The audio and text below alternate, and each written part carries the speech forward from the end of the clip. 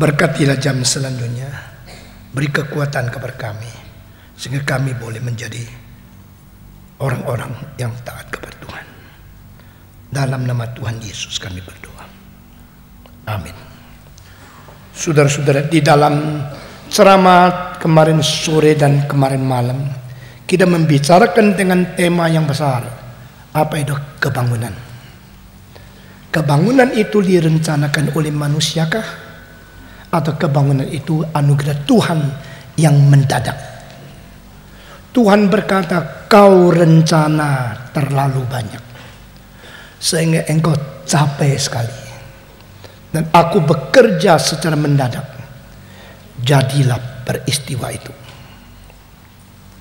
Kebangunan itu artinya apa? Kebangunan itu meliputi aspek-aspek apa? Kebangunan itu mengakibatkan perubahan sejarah yang bagaimana? Apakah bedanya gereja yang mengalami kebangunan dan gereja atau orang Kristen yang tidak pernah mengalami kebangunan? Saudara-saudara, ini semua bisa ditulis dengan buku yang panjang lebar. Tetapi setelah you studi seluruhnya, tidak berarti you akan mengalami kebangunan.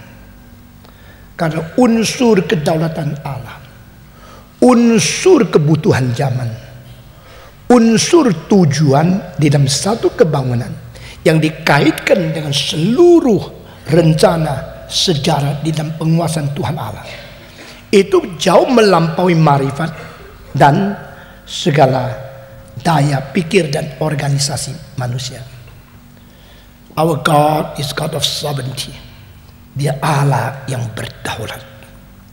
Pada waktu gereja patuh dan lutut di hadapan Allah yang berdaulat, dia akan mendapat berkat yang besar. Pada waktu orang-orang Kristen betul-betul mengakui ada pimpinan Tuhan atas orang-orang dipanggil dan rela belajar, dia akan mendapatkan berkat yang besar. Gerakan ini pernah menjadi beberapa gelombang, di mana ada hal-hal yang bahaya sekali muncul, tapi tidak banyak orang sadar. Sehingga mulai ada gejala self-konflik di dalam. Saudara-saudara, kita mengarahkan kembali kepada bagaimana patuh dan taat kepada pimpinan Tuhan di dalam arah yang ditetapkan. Sehingga tidak perlu terjadi sesuatu konflik antara satu dengan lain. Tidak boleh terjadi menghina pimpinan yang dipilih oleh Tuhan. Sehingga sinkronisasi menjadi satu kekuatan yang unik, menandai gerakan ini adalah gerakan yang diberkati oleh Tuhan. Kemarin saya berkata kita perlu belajar dari sejarah. Pada waktu kebangunan datang ke India, apa yang terjadi? Sebabnya apa? Harus membayar harga apa? Waktu kebangunan datang ke Irlandia, apa yang terjadi? Siapa yang dipersiapkan? Gejalanya apa? Waktu kebangunan datang ke Tiongkok, apa yang terjadi? Kesulitan-kesulitan apa yang dialami? Kemarin saya fokus kepada kebangunan di sejarah Tiongkok abad ke-20. Abad ke-20 di Tiongkok muncul gerakan anti-Kristen yang sangat sengit. Dan itu makalah-makalah yang ditulis oleh orang-orang melawan Kristen. Saya baca dengan gemetar. Tiongkok adalah satu negara yang bersih dari agama. Kita mempunyai etika dari Konghucu. Kita mempunyai pikiran-pikiran yang seperti agama, tapi bukan agama. Taoisme dan sebagainya. Tetapi Tiongkok telah dipengaruhi oleh Buddhisme dari India. Dipengaruhi oleh kekristenan dari imperialisme. Maka misioneri adalah orang yang pakai topeng Kristen. Jiwanya membantu kerajaan-kerajaan barat untuk menyita, membasmi, menghancurkan kebudayaan timur. Mari kita sadar untuk mengusir mereka. Mari kita melawan misioneri karena mereka adalah antek-antek imperialisme. Tahun 20-an Partai Komunis itu didirikan oleh Mao Zedong dan Chen Tuxiu. Mereka melihat kanan kiri, meninjau sejarah dari kuno sampai sekarang. Mereka rasa tidak ada pengharapan. Bangsa Tiongkok terlalu banyak melahirkan anak dan terlalu sedikit kemampuan mendidik mereka. Saya akan menjadi bangsa yang makin banyak problema dan akan menjadi hancur. Lalu mereka mulai pikir, siapakah bintang yang bisa menyelamatkan bangsa Tionghoa? Jawaban Mao Zedong adalah Karl Marx. Karena Karl Marx akan meratakan lapisan di masyarakat, sehingga rebutlah kekayaan daripada mereka pemeras. Begitu banyak orang kaya, mukanya senyum, hatinya serigala. Mereka taunya memeras, cara apa saja, mendahului semua hukum pemerintah untuk mendapatkan profit sebelum hukum bisa bertindak kepada mereka. Mereka memakai segala cara untuk memakai tenaga semurah mungkin, merampas, memeras kekuatan semua orang rakyat untuk memperkaya pribadi. Ini ada penjahat-penjahat yang mengkhianati negara. Ini ada pemeras-pemeras rakyat yang bertopeng kelihatan dermawan. Hancurkan mereka, rampas uang mereka. Lalu kita menciptakan negara dan masyarakat yang lebih rata, lebih merata keuangan. Nah, ini pikiran dipengaruhi oleh Communist Manifesto yang ditulis oleh Karl Marx dan Engels pada tahun 1848. Saudara yang tidak pernah belajar sejarah, engkau hanya tertipu oleh gejala fenomena di dalam zaman di mana engkau berada. Orang yang belajar sejarah mengetahui asal usulnya segala ideologi, munculnya dari mana, mengapa, akibatnya apa. Engkau akan menjadi orang bijaksana. Tetapi di dalam Communist Manifesto itu, yang saya sendiri menganggap sebagai salah satu tes disertasi yang paling singkat dan paling bersifat dan berkuasa penghasutan umat sepanjang sejarah. Ini adalah kekuatan menghasut untuk manusia membenci manusia terbesar sejak Adam sampai sekarang. Sebagai seorang pimpinan kekristenan, sebagai seorang yang mau kecimpung ke dalam penganalisan intelektualisme, saudara-saudara, saya harus mengintegrasikan semangat Kristen dengan semua teori-teori dan filsafat untuk menemukan kenapa umat manusia menjadi seperti ini. Di dalam manifesto itu dikatakan, hei kaum buruh, jangan lupa kekayaan satu-satunya yang ada padamu adalah tenaga di dalam kesehatanmu. Satu-satunya kekuatan yang ada padamu yaitu urat kekuatan untuk kerja. Engkau tidak ada modal. Engkau tidak bisa bikin satu perdagangan yang besar. Engkau tidak bisa menumpuk barang untuk dijual. Engkau tidak ada modal. Engkau hanya ada kekuatan. Maka kekuatanmu itu akan dipakai oleh orang kaya untuk mengerjakan sesuatu, akhirnya menjadi keuntungan bagi mereka. Lalu mereka memberikan gaji seminim mungkin untuk kamu supaya engkau makan bisa hidup. Lalu engkau merasa inilah saya punya nilai. Nilaimu ditentukan oleh tenagamu yang mengganti uang untuk menghidup kembali. Hidup kembali untuk apa? Untuk membuat spirmu, kesehatanmu kuat, untuk melayani lagi, untuk diperas lagi.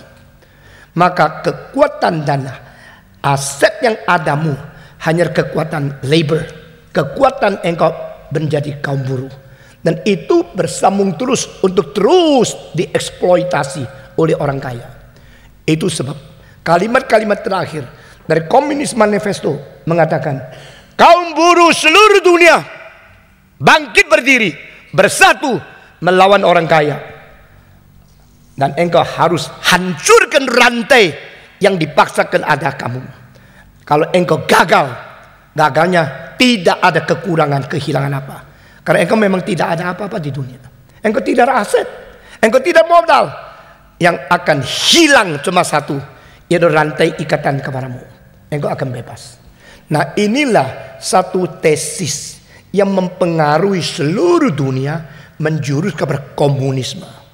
Saudara-saudara, pada waktu Karl Marx tua, dia sampai hari matinya, teori komunisme tidak pernah diakui sebagai satu teori akademis yang cukup bermutu. Dan pada saat dia mati, belum ada satu sekolah di Jerman yang memasukkan program komunisme ke dalam buku textbook untuk sekolah apapun, sehingga dianggap satu teori liar. Tetapi siapapun tidak sadar bahwa setelah dia mati kira-kira 100 tahun, dunia ada sepertiga umat manusia diperintah di bawah teori komunisme. Saudara-saudara, pada waktu Karl Marx menulis buku Kapital, Das Kapital, dan menulis buku Komunis Manifesto, waktu itu gereja berjaya, gedung besar-besar, penuh dengan orang, pakai jas yang bagus, melayani orang kaya. Dan orang miskin kurang dilayani. Orang kaya masuk gereja pakai jas yang bagus, pakai hias mutiara berlian yang begitu mentereng, dan banyak orang miskin tidak diperhatikan. Sebenarnya pada saat yang sama, waktu komunisme dan Komunis Manifesto ditulis di London, saat itu juga William Booth melayani di London Timur untuk orang-orang paling miskin. Tapi gereja Anglikan, gereja Presbyterian, gereja Reform, gereja Metodis sedang sibuk melayani orang kaya. Dan saat itu ada orang seperti Karl Marx, ada orang seperti Kingsley, ada orang seperti Tennyson Maurice. Semua sedang memikirkan bagaimana memperbaiki masyarakat, bagaimana menolong orang miskin. Akhirnya ekstrim 2 menjadi satu cabang yang mengakibatkan cara teknik memperbaiki masyarakat dengan teori yang berbeda.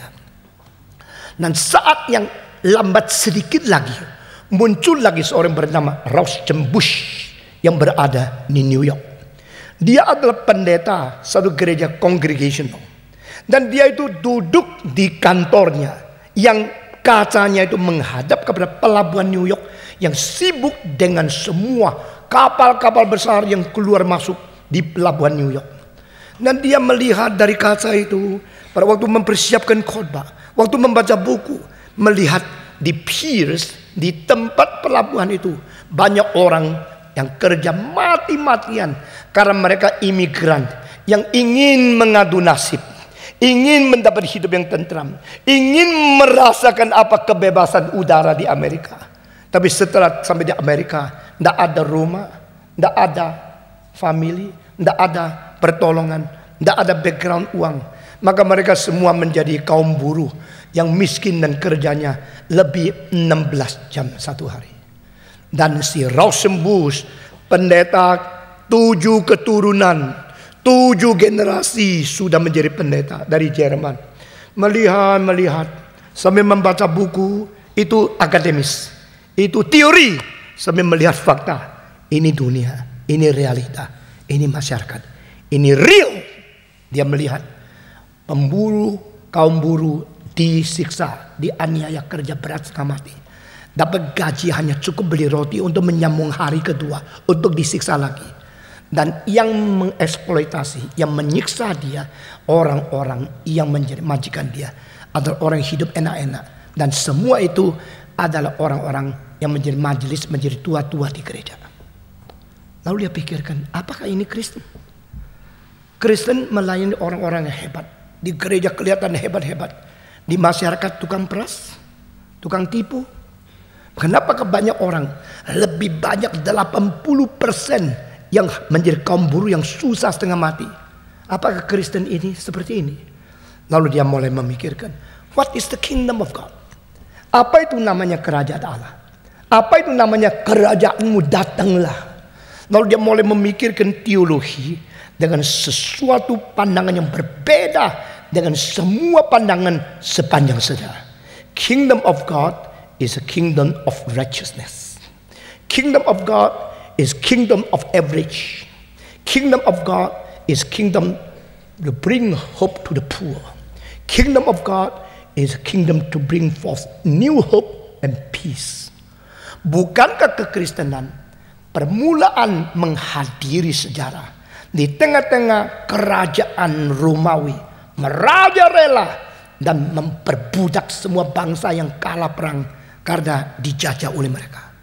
Lalu Yesus Kristus datang mengatakan, berbahagialah orang yang miskin, berbahagialah orang yang nangis, berbahagialah orang yang sedih, karena hiburan akan tiba, peperangan akan berhenti, dan di dalam Kristus yang menjadi Tuhan, yang menjadi budak, yang menjadi orang yang atas, yang di bawah, yang gerikah, yang babar, semua menjadi satu. Yang menjadi pria, menjadi wanita, semua menjadi satu. Di sini pikiran-pikiran ayat-ayat itu dibentuk, diorganisir menjadi satu mental yang mengakibatkan satu impuls besar. Rosenbusch menulis buku, 7 buku. Yang paling penting adalah The Theology of the Social Gospel. Lalu dia mulai memberi definisi. Apa itu kerajaan Allah?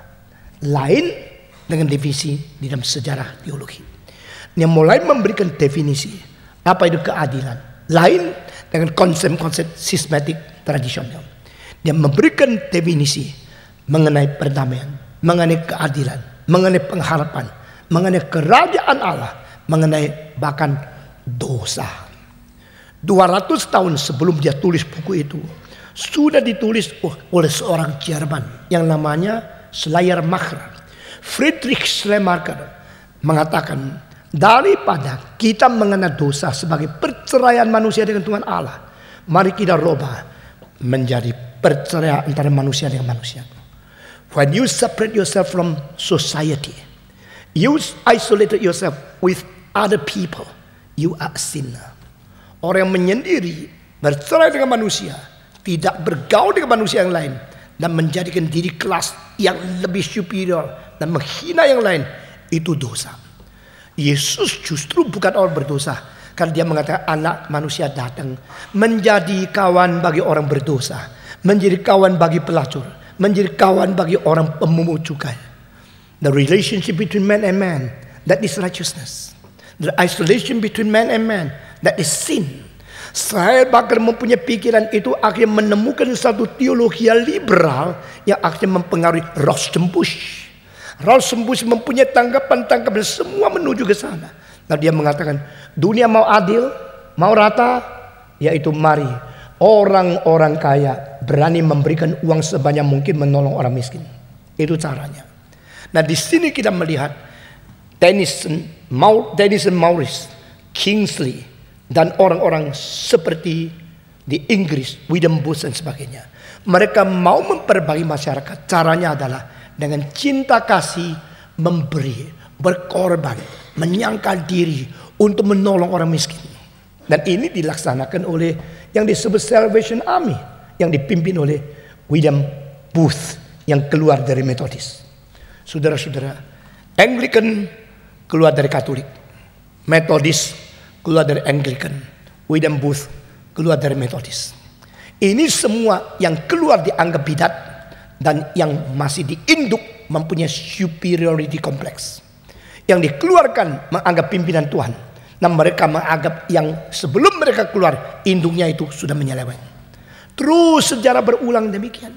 Dan Rosenbusch mengatakan yang disebut kerajaan Allah yaitu keadilan, tidak ada senjang sosial, sekarang tiba kepada umat manusia. Sehingga pada waktu manusia tidak lagi yang kaya memeras orang yang miskin, tidak ada lagi orang yang kaya menghina yang miskin. Disitulah kerajaan terjadi. Semua orang harus hidup baik-baik, semua orang harus hidup damai. Tapi saudara-saudara, justru pada saat seperti ini timbullah Karl Marx, Friedrich Engels, orang-orang komunisme yang mengatakan itu tidak mungkin terjadi. Orang kaya tidak mungkin memberikan uang untuk orang miskin. Mereka hanya memberikan opil saja. Mereka sisa-sisa sedikit, lalu dengan uang kecil cari nama besar. Saya dermawan, saya orang kaya yang betul-betul mencintai. Pada waktu mereka hitung tanam berapa banyak untuk menolong miskin, akhirnya dapat kesempatan menjadi lebih kaya. Karena mereka terlalu pintar, terlalu licik, dan hatinya tidak baik. Maka cara satu-satunya hancurkan mereka. Crash. Itu namanya social crash. Social crash yang miskin merampas dengan revolusi. Matikan, bunuh orang kaya, rampas barangnya. Itulah terjadi pada bulan 10 tahun 1917 di Leningrad. Yang dulu namanya St. Petersburg. Sekarang kembali nama menjadi St. Petersburg di Rusia. Namanya Revolusi Bolshevik. Dipimpin oleh Lenin. Sesudah itu Rusia menjadi negara pertama yang mengimplikasikan komunisme sebagai politik utama. Sesudah itu pelan-pelan tahun 49 Tiongkok menjadi negara paling besar di dunia yang melaksanakan komunisme di bawah Mao Zedong. Nah, pada saat-saat seperti itu, karena kesenjangan, kesulitan, kemiskinan menjadi problema utama di dunia, sehingga banyak orang kira juru selamat bukan Yesus, juru selamat adalah Karl Marx. Juru selamat bukan Kristen, juru selamat adalah komunisme. Karena kekristenan sudah 2000 tahun hanya membuktikan mereka membela orang kaya. Kekristenan itu hanya membela lapisan atasan. Itulah sebabnya, saudara-saudara, mengapakah ortodoks di Rusia mengecewakan rakyat? Begitu Lenin bangun, mereka langsung memihak Lenin. Karena mereka tertindas, tidak ada jalan lain. Berontak, mati, atau berubah nasib. Sejarah berjalan seperti ini. Dan saya mau tanya, mengapa gereja harus ikut memikirkan hal-hal ini? Mengapa gereja ikut terjun ke dalam memperhatikan perkembangan politik? Karena inilah reform yang ada mandat budaya. Saudara-saudara, mandat budaya berarti kita mengharapkan semangat kekristenan ikut memberikan pencerahan ke dalam setiap aspek bernegara, bermasyarakat, berjiwa sebagai bangsaan. Kita berbangsa, bermasyarakat, bernegara di dunia ini karena kita dui warga negara. Kita ada warga negara surga, kita juga warga negara Indonesia. Bagaimanakah sinkronisasikan kedua hal ini dengan firman, prinsip Alkitab yang kita imani sebagai orang Kristen? Kita memberikan cahaya, menerangi, menggarapi masyarakat di mana kita berada. Nah, ini adalah mandat yang sangat-sangat sulit, sehingga reaksinya adalah dua. Yang satu yaitu abaikan karena terlalu sulit. Kita tidak peduli, kita setia untuk Tuhan.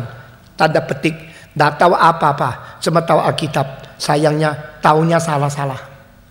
Kedua, mari kita menggabungkan kedua ini. Akhirnya kompromi daripada Alkitab, prinsip-prinsip firman, dan mereka bersekongkol dengan pemerintah yang ada. Reform theology mengatakan both are wrong. Kita tidak boleh mengabaikan ini, dan kita tidak boleh kompromikan firman. Kita harus mengintegrasikan firman Tuhan untuk menjadi terang dunia. Firman Tuhan menjadi bekal menggarami dunia. Maka menjadi gereja reform susah sekali. Menjadi anggota reform susah sekali. Menjadi pekerja, pendeta, penginjil reform itu susah sekali. Namun demikian, bagaimana susah, kita tidak takut. Kita takut Tuhan marah. Maka saya mengajak Indonesia ada sekelompok orang terjun untuk menjadi orang yang berpartisipasi di dalam gerakan reform. Saudara-saudara yang sudah dengar khotbah saya, saudara jangan kira saya hanya berkhotbah Alkitab untuk mengisi kebutuhan pengetahuan rohani Anda. Lebih daripada apa yang saudara terima di khotbah-khotbah saya. Lihatlah seluruh kerangka gerakan ini maunya apa. Mengapa begitu. Mencakup aspek berapa besar. Dan menuju kemana. Itu sudah sebab kita adakan retreat ini. Sekali lagi, retreat ini bukan mengisi waktu. Saya tidak mau engkau pakai sisa si waktu dengar 1-2 khotbah di sini. Saya mau engkau terjun dan mematuhkan diri serta dengan aus mau terima seluruhnya, paket sepenuhnya, supaya firman dan kehendak Tuhan merubah mental hidup dari heart. Engkau dirubah dan mempengaruhi mind, mempengaruhi behavior dan your action. Saudara-saudara sekalian, setelah komunisme menjajah sepertiga, melewati 70 tahun, ternyata bukan juru selamat yang sejati. Semua idaman, cita-cita, angan-angan ideologi yang tinggi luar biasa, dalam komunisme, akhirnya terbukti satu-satu rontok. Mereka yang menghancurkan orang kaya, akhirnya sendiri mengganti menjadi lebih kaya dari orang kaya yang dihancurkan. Hati mereka yang tadi melihat banyak orang miskin, mereka menciptakan lebih banyak orang miskin. Saya dari umur 12 tertarik dengan komunisme. Umur 13 Joseph Stalin mati. Hari itu nangis saya. Matahari sudah kurang 1. Saya begitu sedih. Saya menyanyi lagu Mao Zedong, mempelajari filsafat. Saya kira anak umur belasan tahun yang mengerti filsafat komunisme seperti saya zaman itu jarang sekali. Saya menjadi orang Kristen jauh lebih susah dari engkau menjadi orang Kristen. Engkau menjadi orang Kristen membuang adat, harus dihina oleh orang bangsa yang lain. Saya mau menjadi orang Kristen, saya harus buang komunisme, evolusi, materialisme, dialektikal materialisme, ateisme dan sebagainya. Filsafat-filsafat yang mencokol di dalam hati saya mau cabut. Baru tahu akarnya itu dalam sekali, susah sekali. Maka pada waktu saya dengan tangisan berdoa, Tuhan, kalau engkau betul-betul ada dan sanggup menolong saya, jawablah semua pertanyaan saya sebelum aku mengaku iman kepadamu. Kalau engkau menjawab pertanyaan saya akan pergi ke seluruh dunia menjawab semua pertanyaan pemuda-pemudi yang berada di kesulitan. Selama 47 tahun saya membuktikan apa yang saya janjikan kepada Tuhan dan apa yang Tuhan mandatkan kepada saya betul-betul berfungsi. 4 tahun yang lalu kami berada di New Zealand, di kota khususnya Dunedin. Kira-kira 1.100 orang dengar khotbah saya, 600 orang maju ke depan menerima Tuhan Yesus. Hari itu saya menganalisa komunisme dan kekristenan. Mereka tersentuh dan mereka sadar, hatinya dibuka bahwa mereka perlu bukan Karl Marx, bukan Mao Zedong. Mereka semua nabi palsu, semua juru selamat palsu, dan yang betul-betul menolong manusia adalah Yesus Kristus. Mereka maju ke depan dengan seperti air laut yang maju ke depan, ngalirnya. Saudara-saudara, hari itu 65% yang maju ke depan menerima Tuhan Yesus. Latar belakang mereka komunisme. Saya orang yang kecimpung ke komunisme. Saya orang yang mempelajari apa ideologi komunisme. Dan akhirnya saya mengetahui itu palsu. Tetapi cara mereka menghasut tetap harus kita selidiki diri. Karena banyak orang Kristen memang dosanya seperti apa yang mereka tuduh. Banyak orang-orang Kristen yang sambil menyembah Mammon, sambil berkhotbah, sambil maunya uang, sambilnya kelihatan seperti pendeta. Nah, itulah yang membuat kekristenan hancur. Gerakan ini harus dari permulaan perhatikan bagaimana memurnikan motivasi untuk menjadi saksi-saksi Tuhan. Baik yang sudah ditabiskan menjadi pendeta atau yang masih awam, supaya kita jujur menjadi alat di tangan Tuhan. Satu kali saya dengar khotbah seorang murid saya di saat kira-kira 26 tahun yang lalu. Dia mengatakan pada waktu pendeta-pendeta yang berkhotbah tentang Alkitab, tapi hatinya masih bersandar kepada orang kaya, dia adalah secara lahiriah Kristen, secara mental komunis. Karena dia percaya yang menentukan sejarah adalah kapital, yang menentukan perubahan arus sejarah adalah ekonomi dan keuangan. Itu bukan jiwa kekristenan yang sejati. Waktu dia turun saya jabat tangan. Kalimat-kalimat ini betul-betul membuktikan engkau mengerti Alkitab. Saudara-saudara sekalian, kita bukan tidak perlu uang. Uang itu penting, tapi uang bukan Tuhan. Amin. Tuhan bukan uang. Uang bukan Tuhan. Uang itu hanya alat yang diperalat oleh Tuhan. Dan jangan pakai uang memperalat Tuhan. Kenapa komunisme itu nabi palsu? Karena mereka memberikan pengharapan yang bukan inkontingent, tetapi yang di dunia ini saja. Mereka telah mengganti istilah kebenaran dan keadilan dengan kebencian dan egoisme. Sehingga mereka bukan membenci dosa, benci saingan mereka. Mereka bukan mencintai rakyat. Mereka memakai nama rakyat untuk menjadi kedudukan, untuk memprofitkan diri. Saudara-saudara, yaitu pejabat-pejabat yang menamakan negara demi keuntungan diri.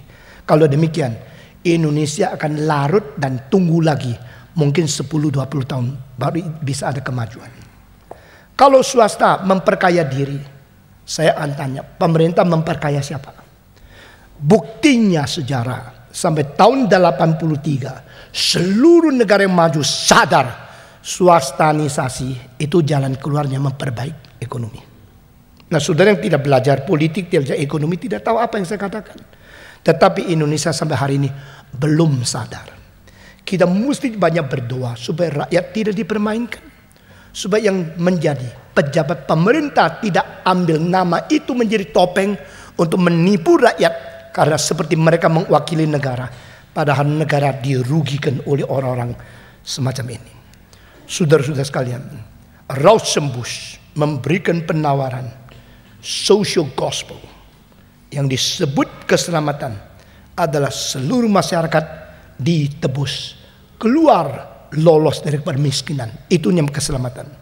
Pertobatan pribadi tidak perlu, tapi seluruh masyarakat menuju keadilan itu yang perlu. Yang disebut dosa yaitu manusia mengisolirkan diri dengan masyarakat, lalu sendiri berbakti di gereja dengan jas, dengan keindahan, kelihatan luar biasa dekat dengan Tuhan, tapi mereka membangkang dan melawan seluruh rakyat. Itu namanya dosa. Jadi konsep pertobatan beda, konsep kerajaan beda, konsep iman beda, konsep dosa beda, konsep keadilan beda. Akhirnya Karl Marx pakai kekerasan dan orang-orang Kristen sosial pakai cinta kasih. Ini lumpuh, tidak berjalan. Karena hampir tidak ada orang yang rela mengorbankan diri dengan sukacita tanpa motivasi egoisme. Saudara-saudara sekalian, meskipun di dalam buku Rauschenbusch mengatakan, bukankah orang yang paling melawan Parisi adalah Paulus? Dia seorang Parisi. Bukankah orang paling melawan militerisme adalah Tolstoy? Dia seorang militer. Bukankah yang melawan siapa? Orangnya sendiri ada latar belakang apa yang dia lawan. Ini membuktikan ada kemungkinan jika Roh Kudus bekerja, dunia akan berubah. Tetapi sejarah membuktikan orang seperti Paulus sedikit sekali. Orang seperti Tolstoy sedikit sekali. Orang seperti William Force sedikit sekali. Orang-orang yang berani membangkang dia punya profesi aslinya untuk membawa kebenaran dan keadilan Alkitab untuk merombak sistem masyarakat yang ada pada dia, itu sedikit sekali. Maka saudara-saudara, kita melihat inilah abad ke-20. Pada satu hal kekristenan gagal, lalu menyusut. Pada satu hal komunisme merajalela, akhirnya tetap membuktikan sebagai nabi palsu. Tahun 89 adalah satu tahun yang merubah arah sejarah abad ke-20.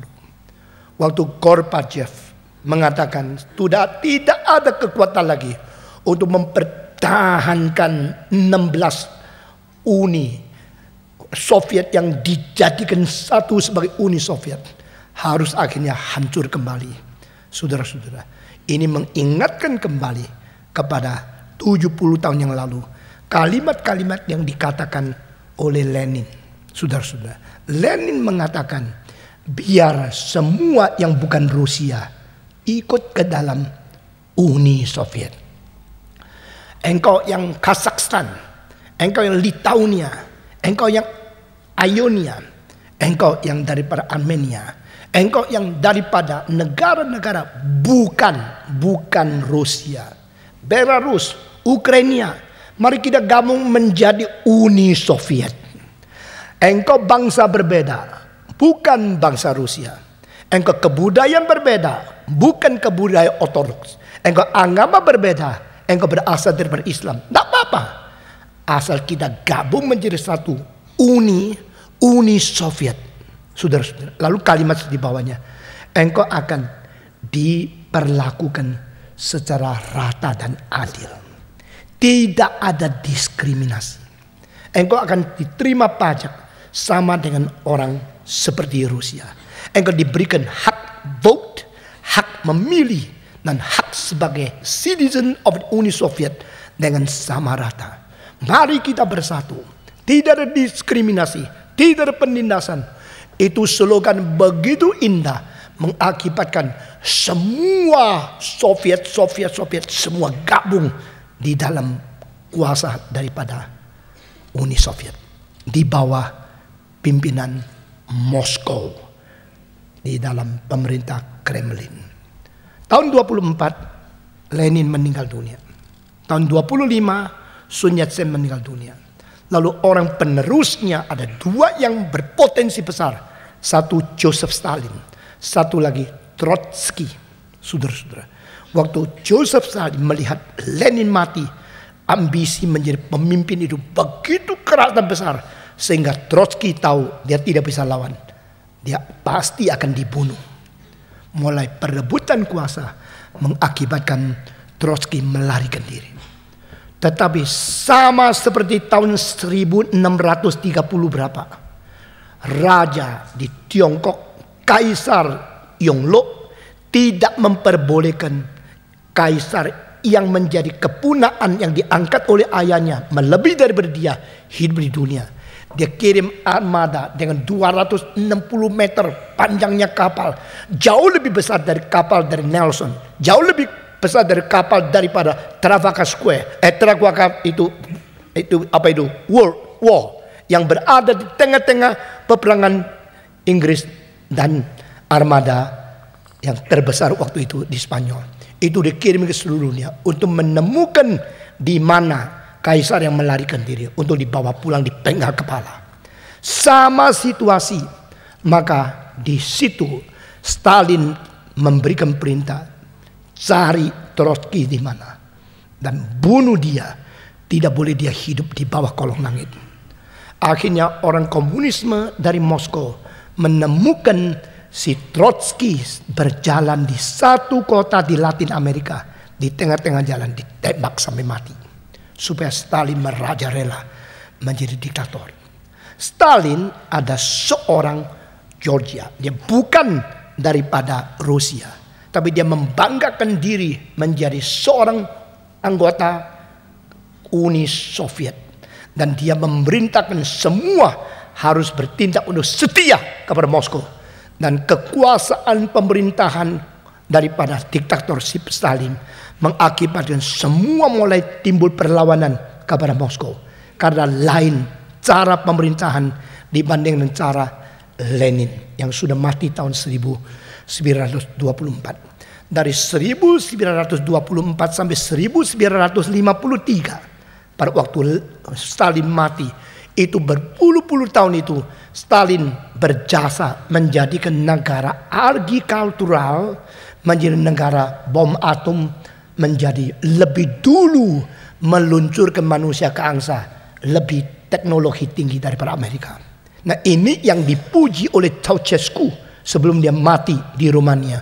What do you think about Stalin? He has nothing wrong. He's so great because he can change a country which is so far left behind.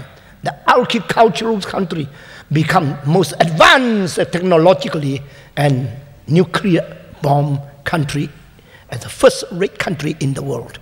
What's wrong with Stalin? Dia tidak lihat diktatorshipnya. Dia tidak lihat bagaimana merusakkan masyarakat. Dia hanya melihat dia telah menjadikan negara itu kuat. Saudara-saudara sekalian, Soviet akhirnya menjadi kuat di luar, tapi rontok di dalam. Menjadi perkasa secara superficial, tapi lemah di dalam. Itu sebab tahun 53 setelah Stalin mati, tidak ada lagi pemimpin yang kuat untuk mempertahankan diktatorship seperti itu. Saudara-saudara, kekristenan diinjak-injak zaman Stalin. Pada tahun 1989 di Moskow diadakan dua pameran. Satu pameran semua mahkota dan barang-barang yang paling mahal dari kerajaan Tsar turun-menurun generasi-generasi dari abad ke abad.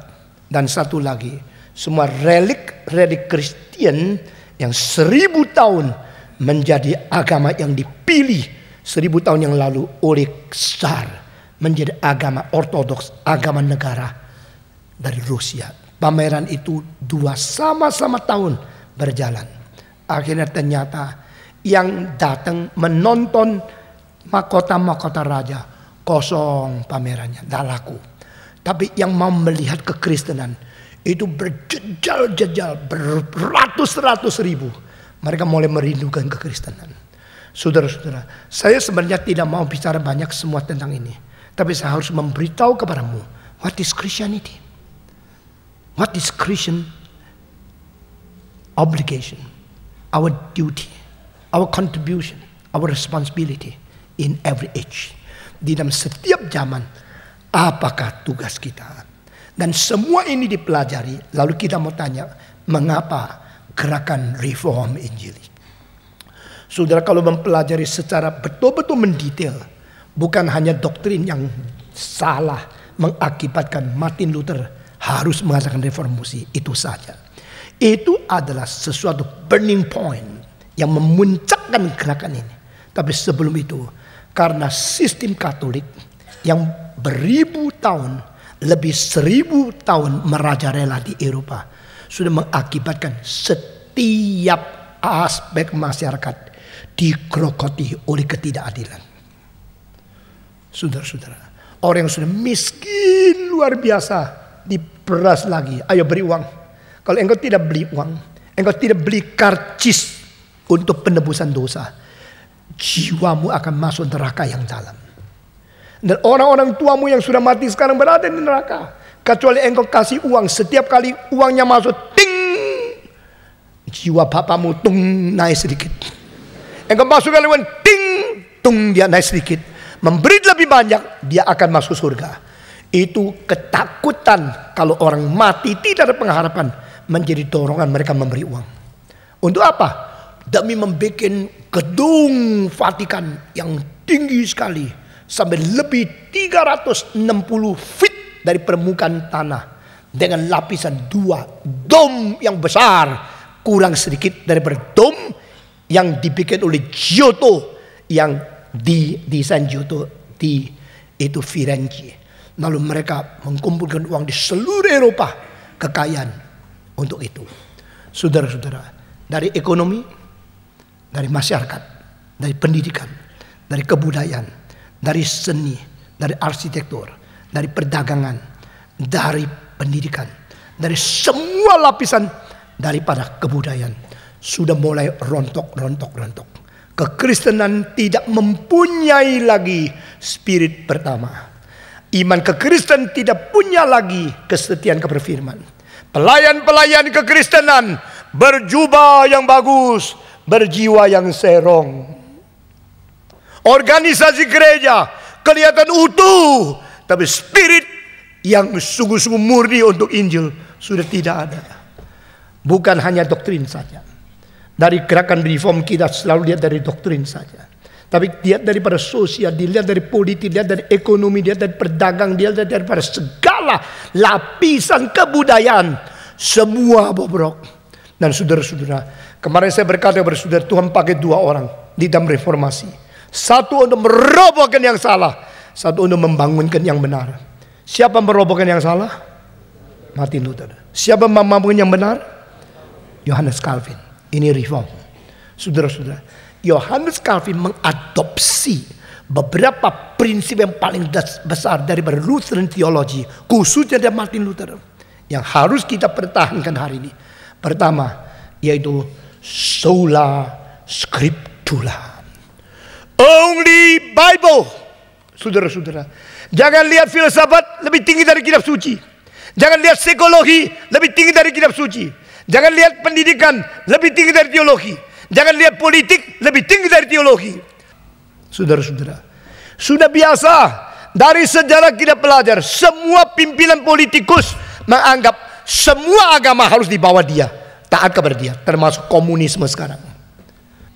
Saudara-saudara, prinsip-prinsip yang kita pegang itu prinsip-prinsip yang ada pada jiwa-jiwa orang-orang seperti Yesaya, seperti Yeremia, seperti Daniel, seperti Hezekiel, seperti Yohanes Pembaptis, seperti Paulus.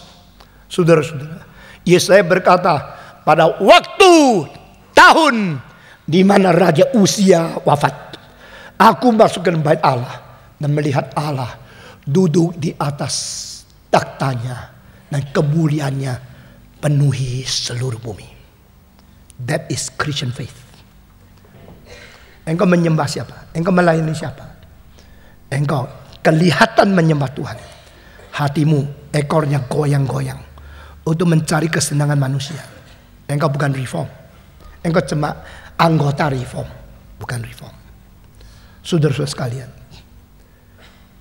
dengan demikian Yeskiel, Daniel satu-satu dianiaya, dan dengan demikian Yohanes Pembaptis dipenggal kepala karena mereka mempertahankan the sovereignty of God, the throne of Jehovah, the power of King of Kings, not the king on the earth.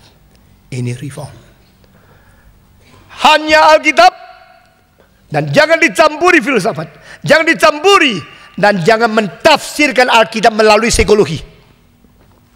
Biar Alkitab independen. Sola scriptura. Jangan mengerti Alkitab melalui politik. Jangan mentafsir Alkitab melalui teori-teori manusia.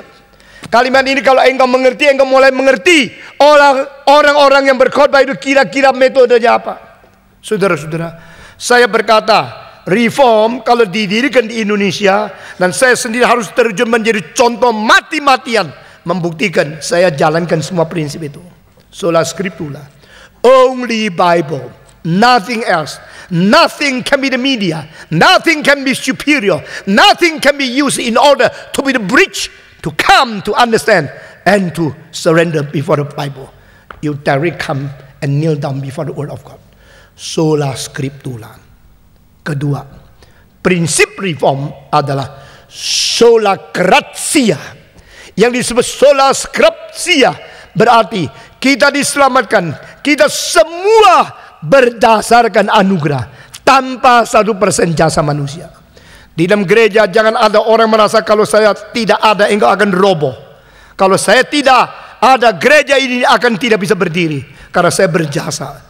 Kalau saya berjasa, Tuhan kita joint venture, engkau memberikan anugerah, saya mengeluarkan iman, maka kita bekerja sama. No, tidak ada keadaan bekerja sama seperti ini. Tidak ada kooperasi seperti ini. Semua itu anugerah, termasuk engkau bisa beriman pun adalah karena firman Tuhan ditanamkan dalam hatimu. Akhirnya firman yang menjadi benih menghasilkan buah yang namanya iman. Jadi itu tetap anugerah Tuhan. Kita bisa berkhotbah, anugerah Tuhan. Kita bisa main piano, anugerah Tuhan. Kita bisa melayani, anugerah Tuhan. Kita bisa menyaji majelis, anugerah Tuhan. Kita bisa bersaksi, anugerah Tuhan. Kita bisa pergi mengabar Injil, anugerah Tuhan. Kita masih hidup, anugerah Tuhan. Kita masih sehat, anugerah Tuhan. Saya ingin melihat kalau ada orang betul-betul mengambil semua situasi tsunami yang berada di India, Sri Lanka, gempa bumi ada di Aceh dan sebagainya. Ini kali. Lalu saya akan melihat, baru saya akan dengan tangisan mengatakan, Tuhan, siapakah manusia? Saya tadi pagi dengar pabrik semen, seluruhnya menjadi rata. Waktu gempa bumi, waktu tsunami datang, rata habis. Siapa manusia? Who are we? Jangan sombong. Jangan sombong. Kalau apa yang ditulis oleh Plato, ada satu benua namanya Atlantis, akhirnya mendadak hilang. Sekarang sudah ditemukan yang dikatakan Atlantis bukan mitos. Betul-betul sekarang berada di bawah Laut Tengah. Dan itu adalah kota-kota yang begitu mewah dan agung. Sekarang di bawah laut berpuluh-puluh meter di bawah sudah ditemukan.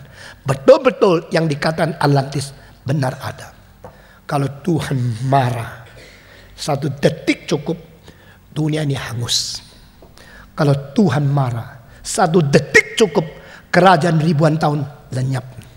Kalau Tuhan marah, 1 detik cukup, kita menjadi debu. Tidak ada orang yang patut sombong. Orang kaya jangan congkak karena kekayaanmu. Orang pintar jangan congkak membanggakan kepintaranmu. Orang berkuasa jangan membanggakan jabatanmu. Demikian perkataan yang dikatakan oleh Nabi Yeremia. Lalu dia mengkonklusikan satu kalimat. Jikalau engkau bangga, banggalah demi Tuhan. Ini ayat-ayat yang dikutip oleh Paulus di dalam Roma. Barang siapa bangga, bangga dengan menuju kepada Tuhan. Waktu engkau menuju kepada Tuhan, engkau bersadar tidak ada satu yang bisa kita bangga. Maka kita kembali kepada prinsip reform. Sola gratia. Semua. Sola gratia. Hari ini aku menjadi siapa? Seluruhnya hanya karena anugerah Tuhan. Hari ini saya menjadi orang bagaimana? Hanya semata-mata anugerah Tuhan saja. Nothing to be boasted. Nothing from myself. Bible leaves no room for human merit in salvation, in grace. Yang disebut anugerah berarti tidak ada jasa manusia. Yang disebut anugerah berarti tidak ada kebajikan yang bisa menggantinya. Yang disebut anugerah berarti manusia tidak layak menerima. Tiga prinsip ini adalah prinsip mendasari konsep anugerah. No human merit, no human good work, no worthiness in my life can make me possible to obtain any grace. It is by the sovereignty, by the mercy, by the wisdom of God, and the willingness of He Himself. With His own sovereignty, He give us grace. Berdasarkan bijaksana, berdasarkan kedaulatan, berdasarkan rahasia, berdasarkan kemurahan Tuhan dan kerelaan, Dia mau membagikan anugerah kepada siapa? To whom I give my mercy. Aku berikan kemurahan kepada mereka yang ku ingin berikan kemurahan. Aku memberikan kasihan kepada mereka yang ku ingin memberikan kasihan. Itu saja. Ini konsep kedua. Konsep yang ketiga yang diadopsi daripada gerakan reform, khususnya Martin Luther, adalah sola fide. Sola fide berarti dengan iman kita datang kepada Tuhan. Dengan iman kepercayaan kita menerima. Tidak ada lain jalan. Saudara-saudara, syarat apakah kita menerima anugerah? Syarat apakah kita diselamatkan? Kalau boleh disebut syarat, terhadap syarat itu adalah sesuatu yang ditunjukkan melalui sesuatu anugerah. Akhirnya menimbulkan iman. Firman, anugerah tiba ke seseorang.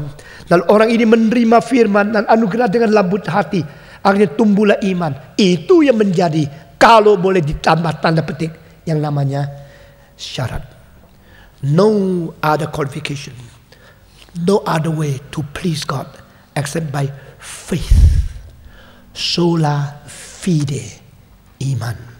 Dan iman di dalam konsep Martin Luther yang begitu tajam, sangat mengagumkan saya. Dia mengatakan iman adalah acceptance of the acceptance. Apa itu iman? Adalah penerimaan-penerimaan. Semua. Iman adalah penerimaan-penerimaan. Waktu saya pertama membaca tentang konsep dan definisi iman daripada Martin Luther, saya kaget. Karena ini berlainan dengan semua orang. Saudara-saudara, hamba-hamba Tuhan yang khusus melihat dengan tajam sesuatu yang tidak pernah lihat di dalam sejarah, harus engkau temukan sendiri. Nah, engkau berasa bersyukur kok bisa pikir sampai begini. Tuhan memberikan pencerahan sampai begitu jelas konsepnya. The acceptance of acceptance. Apakah artinya penerimaan-penerimaan yang ditulis oleh Martin Luther? Saudara dengar baik-baik. Iman berarti aku menerima. Menerima anugerah dari Tuhan. Penerimaan ini namanya iman. Bagi siapa yang menerima Yesus sebagai juru selamat, yaitu yang percaya kepada namanya, dia diberikan hidup yang kekal. Nah, ini Alkitab. Dia diberikan kuasa menjadi anak-anak Allah. To be given the authority to be called the children of God. The sons of God. Yohanes pasal 1:12. Jadi yang disebut iman berarti engkau buka hatimu menerima. Menerima apa? Oh, engkau gampang menerima Yesus. Tetapi Martin Luther mengatakan menerima apa? Menerima penerimaan. Nah, ini yang menjadi sesuatu keunikan. Ini yang menjadi sesuatu perbedaan. Apakah yang disebut sebagai menerima penerimaan? Dia mengatakan menerima satu fakta yang tidak mungkin. Ini mission impossible. Ini impossible fact. But it is a fact. So God made it possible. Only when you are revealed, you are illuminated, that you can understand this mystery. Rahasia yang dikemukakan dan dicorahkan kepada hati kita, baru kita mengerti penerimaan apa. Satu fakta, saya begitu rusak, begitu najis, begitu jelek, begitu berdosa, tetapi Tuhan sudah rela menerima saya. Sekarang saya menerima fakta. Menerima fakta apa? Menerima fakta bahwa Tuhan mau terima saya. Saya menerima bahwa Tuhan sudah terima saya. Itu namanya iman. Oh, ini satu pengertian yang luar biasa. Di dalam hal ini dia melampaui Calvin. Saudara-saudara sekalian, faith, iman kepercayaan, di dalam bahasa Latin, pistos, berarti setia kepada yang asli. Tadi kita dengar tentang iman Kristen dan intelektualitas. Di dalam buku saya mengatakan yang disebut iman adalah setia kepada kebenaran. Itu iman. Nah, ini definisi saya. Lain dari definisi Calvin, definisi Katolik, definisi Martin Luther. Saya menemukan ini adalah yang disebut fidelity. The faithfulness to the original. Pada rasio kita yang sudah menjadi anak terhilang. Yang kata balau berkeliaran, sekarang kembali kepada kebenaran, setia kepada kebenaran. Itu namanya iman. Nah, ini definisi saya. Tetapi Martin Luther mengatakan iman adalah penerimaan dan penerimaan. Aku menerima satu fakta yang tidak mungkin, yaitu kenapa Tuhan terima saya. Saya begitu rusak kok dia terima. Saya begitu hancur, begitu najis, tidak layak. Tuhan mau terima saya. Lalu Tuhan mengatakan, you percaya tidak? Aku menerima fakta ini Tuhan. Ini tidak mungkin, tapi ini terjadi. Aku bersyukur Engkau menerima. Sekarang aku terima fakta ini, bahwa Engkau sudah terima saya. Itu namanya iman. Orang yang mengerti sampai di sini, mungkinkah dia merajalela di gereja? Mungkin dia sombong merebut kemuliaan. Mungkin dia sembarangan menindas orang lain di gereja. Mungkin dia bangga diri karena saya lebih pintar, saya lebih kaya, saya lebih hebat. Lalu minta satu hak status istimewa di gereja. Siapa di gereja yang mau melayani Tuhan? Boleh tidak usah ikut doa. Karena dia terlalu sibuk. Yesus anak Allah berdoa sepanjang malam. Baru naik ke pilih orang. Baru naik atas kayu salib. Dia saban hari berlutut. Sekarang kita sering menganggap diri kelas superior. Di gereja banyak orang biasa, saya luar biasa. Di gerakan reform, biar kita hancurkan semua kecongkakan seperti itu. Kita belajar merendahkan diri. Saudara-saudara, kalau saya mau kaya, saya tidak jadi hamba Tuhan. Tapi sekali lagi, saya akan menyerahkan semua yang Tuhan berikan saya untuk melebarkan kerajaan Tuhan. Dan menjalankan beberapa hal aspek yang saudara tidak sadar. Yaitu salah satu ada mandat budaya. Di dalam beberapa tahun kemudian engkau akan lihat ada concert hall yang sangat baik akustiknya. Dipersembahkan ke Tuhan.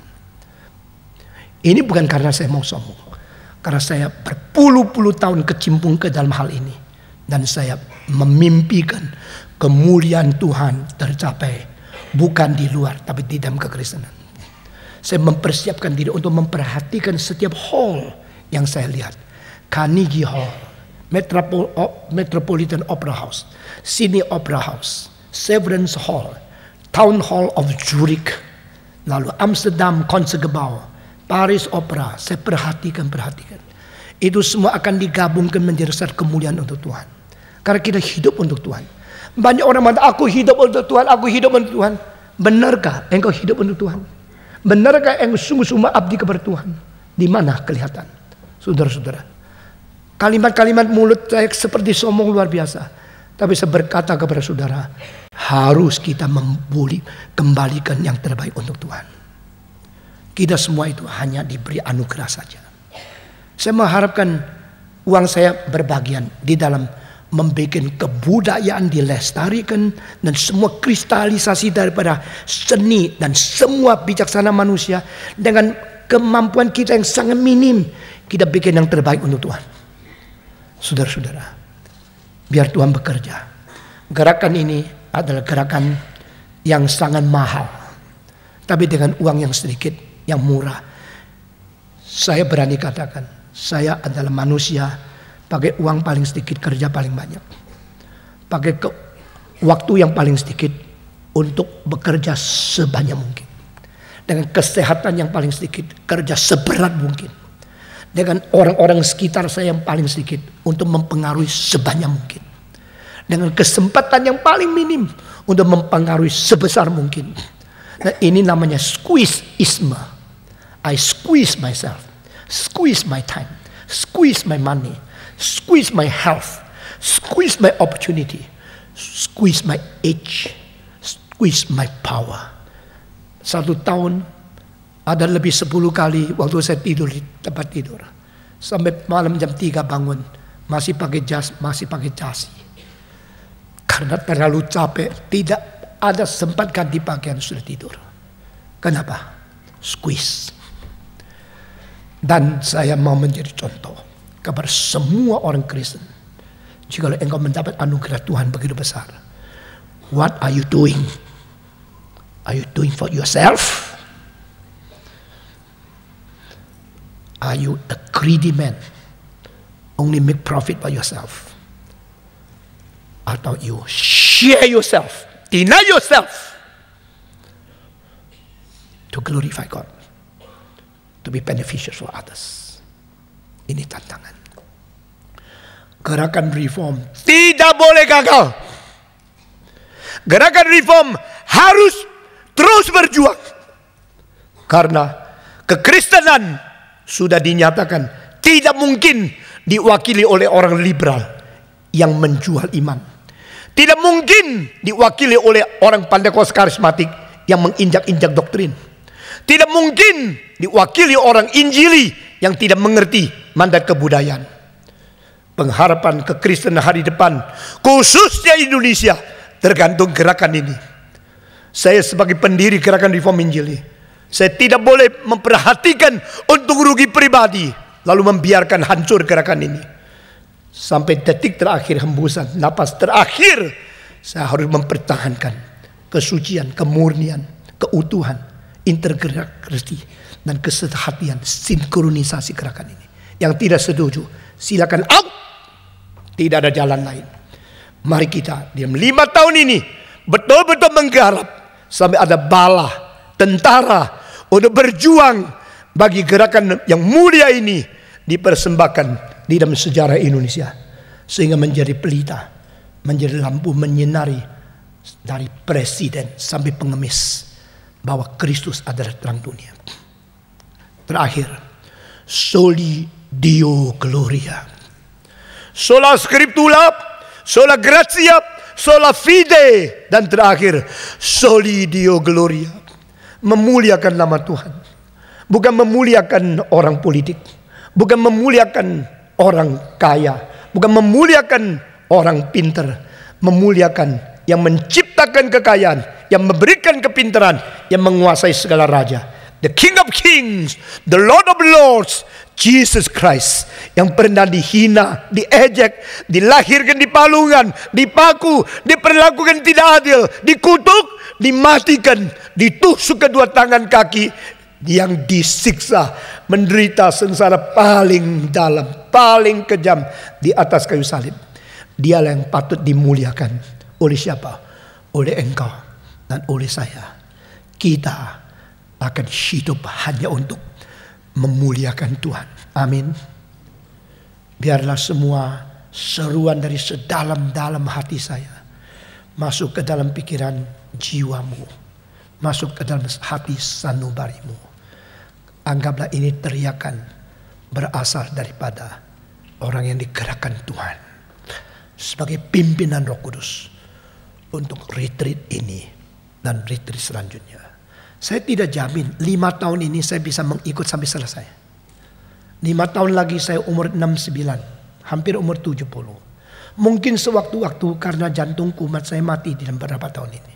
Tapi setiap tahun kalau saya masih berdiri mimbar ini, saudara akan melihat saya sudah lebih tua 1 tahun. Dan merosotnya cepat. Dan sebelum saya meninggalkan dunia, saya harus memimpin gerakan ini dengan sungguh-sungguh. Tidak main-main. Maukah sehati? Maukah ikut terjun? Maukah adopsi semangat dan kuasa yang ada pada saya? Jangan main-main. Mari kita berdoa berdiri. Mari kita berdoa. Biarlah gerakan ini dihina, diinjak-injak, diejek, difitnah, diumpat oleh orang di luar. Tapi biar kita sendiri mengerti dan memegang, menjamah hati Tuhan sesungguh-sungguhnya, setulus-tulus, dan kita berkata, Tuhan, pakailah saya. Mari kita berdoa bersama-sama. Semua buka suara berdoa. Bapa di dalam surga, kami menyerahkan jiwa, raga, spirit, pikiran, dan seluruh tenaga fisik kami ke dalam tangan Tuhan. Berkati kami, pakai kami untuk menjadi orang yang sungguh-sungguh mematuhkan diri, berjalan di dalam kehendak Tuhan. Dan kami boleh menjadi orang yang dipakai oleh Tuhan dengan seluruh jiwa raga kami, seluruh bakat karunia kami, seluruh waktu dan harta kami, untuk menjadi berkat Tuhan, untuk menjadi berkat Tuhan yang disalurkan kepada dunia ini. Pakailah kami, berkatlah kami, berkatakanlah kepada kami. Kami berterima kasih. Kami serahkan semua ini ke dalam tangan Tuhan. Demi nama Yesus Kristus, penebus dan juru selamat kami yang hidup. Amin. Mari kita berdoa kiranya Tuhan membangkitkan pemuda-pemudi, membangkitkan generasi yang baru, membangkitkan orang-orang yang meneruskan pekerjaan Tuhan dengan pengertian, dengan arah, dengan fondasi, dengan prinsip, dengan kesadaran, dengan kuasa Roh Tuhan yang benar. Mari kita berdoa bersama-sama. Semua buka suara berdoa. Bapa di dalam surga, kami berdoa untuk penerus daripada gerakan ini. Kiranya Engkau menggerakkan hati kami, Engkau menggerakkan jiwa kami, menggerakkan pikiran kami, menggerakkan semangat kami, sehingga kami boleh menjadi orang yang dipakai Tuhan, yang diurapi oleh Roh Kudus, yang dipenuhi oleh firman, yang hidup suci, yang berkenan di mana Tuhan. Dengar doa kami Tuhan. Kami serahkan semua ini ke dalam Tuhan. Nyatakan kuasa dan kemuliaan di tengah kami. Dengar doa kami yang kami panjatkan semua. Dalam nama Yesus Kristus, penebus dan juru selamat kami yang hidup. Amin.